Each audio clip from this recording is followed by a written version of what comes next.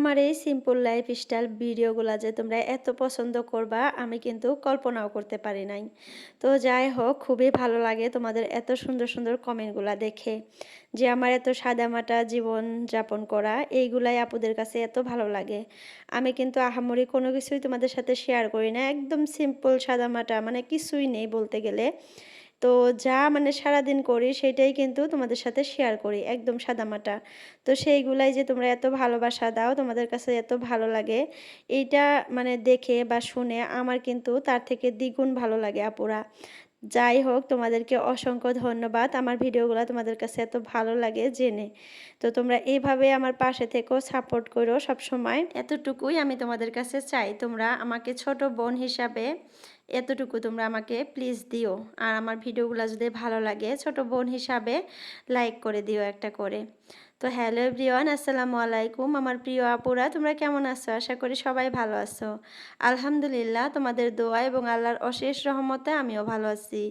Naznin blog চ্যানেলে আরও একটা নতুন ভিডিও দেখার জন্য তোমাদের সবাইকে স্বাগত জানাইতেছি। আশা করি বরাবরের মতো আজকের ভিডিওটাও আপুদের কাছে ভালো লাগবে। যদি ভালো লাগে প্লিজ একটা লাইক দিয়ে আমার পুরো ভিডিওটার পাশে থাকার অনুরোধ রইল আপুদের কাছে। তো এই তো দেখো আমি শাক কাটতেছি, আর এই দিনে মূলা শাক খাওয়া যে এত মানে কি আর বলবো, এত সারযুক্ত মূলার শাক, তারপরেও তোমাদের ভাইয়া কেন জানি না কিনে আনে।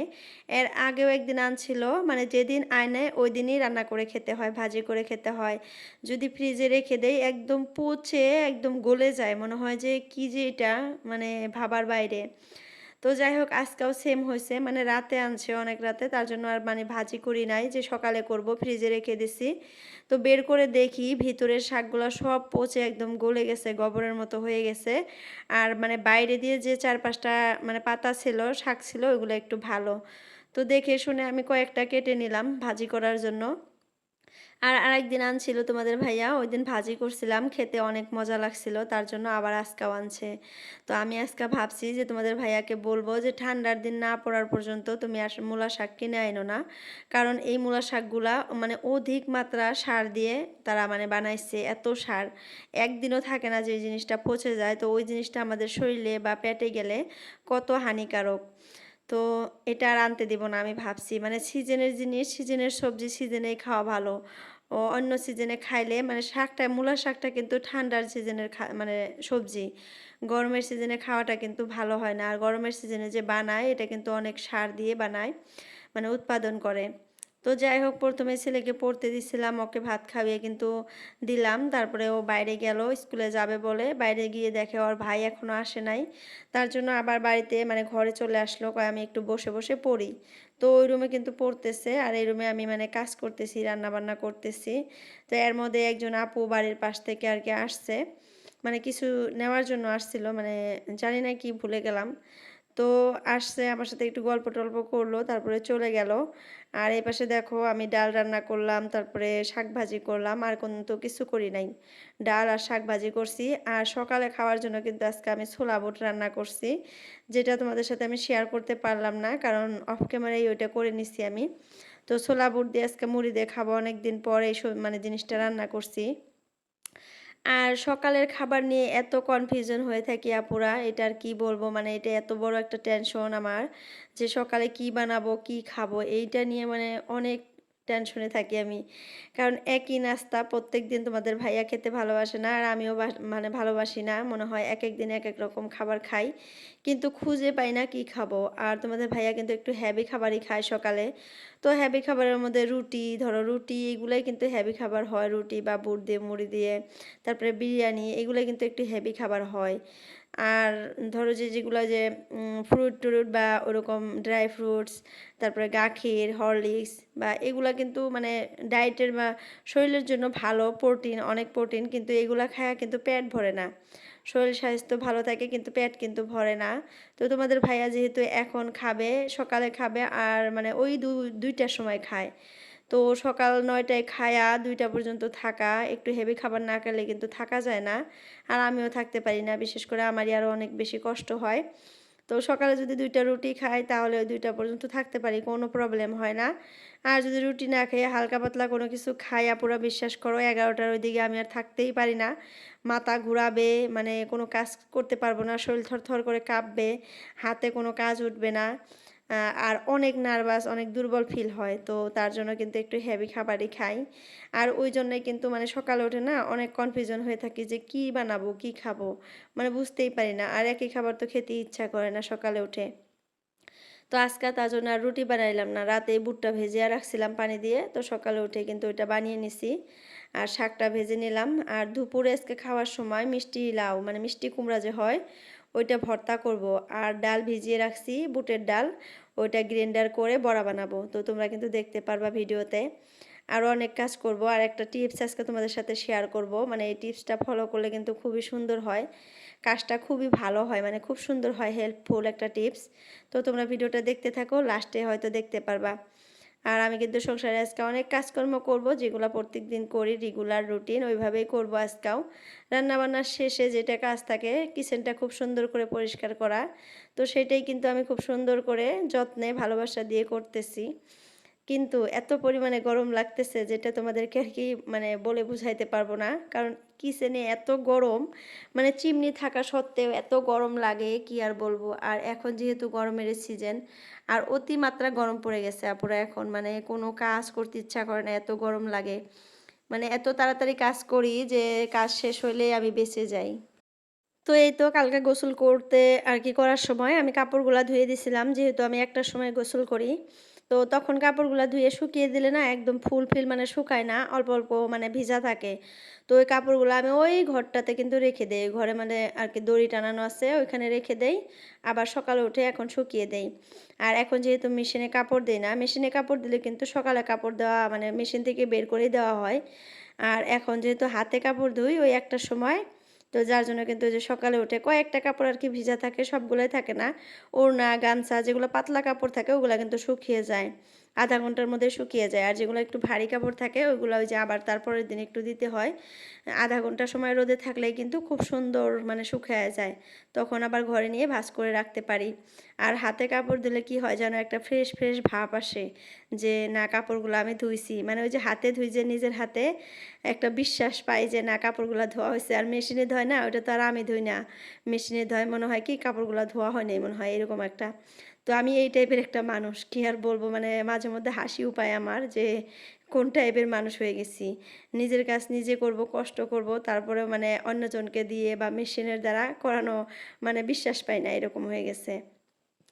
তো উঠানটাও কিন্তু ঝাড়ু দিয়ে নিলাম। আর এখন যেহেতু অতটা বৃষ্টি হইতেছে না, কালকে একটু বৃষ্টি হয়েছিল, আজকে আর বৃষ্টি হয় নাই। তো দেখলাম যে ফুল গাছগুলো একদম শুকনা হয়ে আছে মাটিগুলা, ভাবলাম যে না এক বালতি পানি এনে সবগুলা ফুল গাছের গোড়ায় একটু দিয়ে দেই।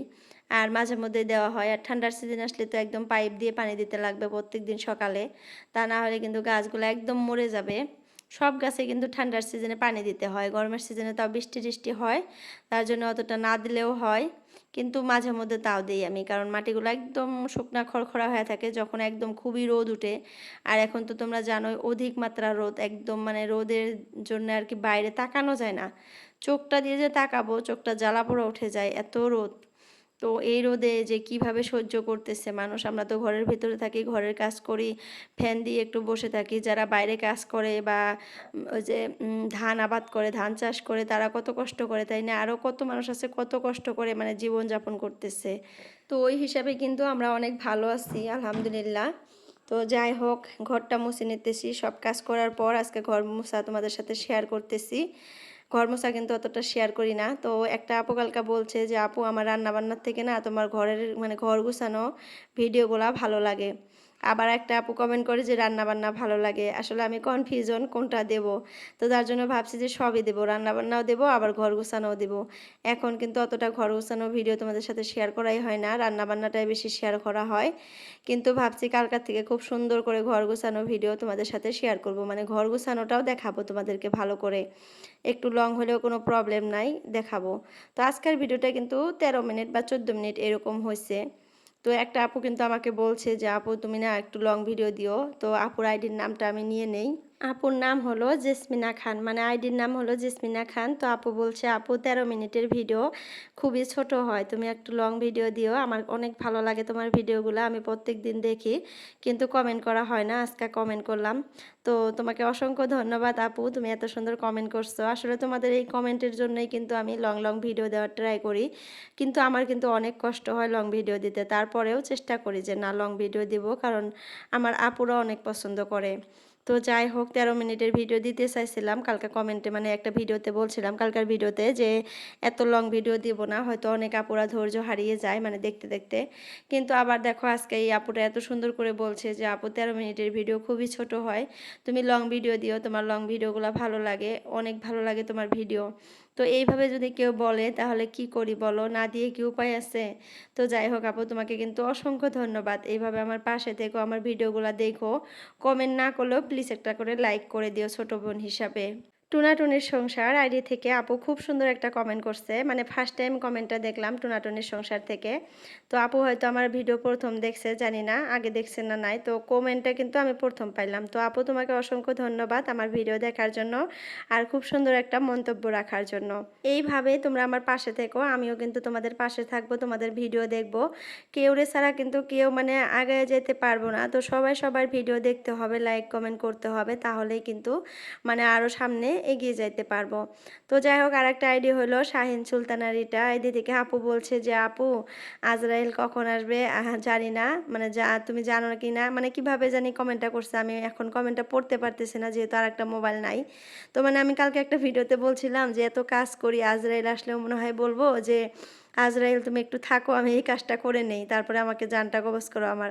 তো মানে ইয়ার্কি করেই বলছিলাম কথাটা, এটা তো আসলে সত্যি কোনো জীবনেও হবে না, মরে গেলেও হবে না, আজরাইল কখন আসবে আমরা বুঝতেই পারবো না। তো আমি কিন্তু মানে কাজের চাপে তার জন্য বলছিলাম। তো আপু কিন্তু আমাকে আবার মশকারি করে বলছে যে আপু কাজের কথা বললো না, আজরাইলকে বললো যে আমি একটু নামাজ পড়ে আসি। তো কমেন্টটা পড়ে কিন্তু পরে আমার খুবই ভালো লাগছে যে না আপু একটা খুব সুন্দর কথা বলছে, আসলে আমার কথাটা বলা ভুল হয়েছে, ইয়ার্কি হিসাবে বললেও কিন্তু ভুল হয়েছে। তো আপুর কমেন্টটা কিন্তু খুবই ভালো লাগলো। তো আপু তোমাকে অসংখ্য ধন্যবাদ। আসলে নামাজ কালাম তো করতেই হবে, কারণ মরার পর ওই জিনিসটাই সাথে যাবে, আর কোনো কিছুই যাবে না। তো আমরা যেহেতু ইসলাম ধর্মের মানুষ, মুসলিম মানুষ, তো আমাদের কিন্তু মেন হলো নামাজ, কোরআন, রোজা, হজ, জাকাত। তো এইগুলা তো করতেই হবে। তো হজ বা জাকাত এগুলা যার সামর্থ্য আছে সেই দেয়, আর যার সামর্থ্য নাই সে করতে পারে না। কিন্তু নামাজ, রোজা আর কোরআন শরীফ এগুলো তো আমরা বাড়িতে থেকেই করতে পারি, তো এগুলো তো করতেই হবে, তাই না? মরা যেহেতু লাগবে একদিন, আল্লাহ যেহেতু আছে, এটা আমরা সবাই বিশ্বাস করি। তো যার জন্য কিন্তু এই কাজগুলোও কিন্তু আমাদেরকে করতে হবে, যেরকম এই যে ঘর বাড়ি পরিষ্কার করি ওইরকম করে কিন্তু নামাজ, কালাম, রোজা এগুলোও কিন্তু একটা কাজ, ওইটা কিন্তু আরও বেশি বড় কাজ, ওইটা কিন্তু না করলে হবেই না। তো যাই হোক, দেখো এই পাশে কত কাজ করলাম।